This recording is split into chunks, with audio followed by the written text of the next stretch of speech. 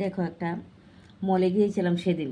মল থেকে একটা dry ফ্রুটের packet কিনে এনেছিলাম। তো প্যাকেটটা খুব ভর্তি কিন্তু।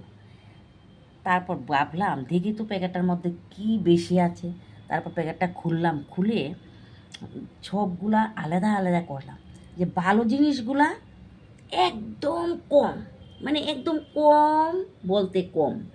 আর যে আবে বা যাবে জিনিসগুলি, এগুলি খুব বেশি। যেমন এই দেখো, খোসাগুলা, খেজুরের খোসাগুলা কি পর্যন্ত প্রচুর পরিমাণে। তার মতো এরকমই সমাজেও আমাদের চারপাশে অনেক মানুষের ভিড়, কিন্তু ভালো মানুষ একদম কম।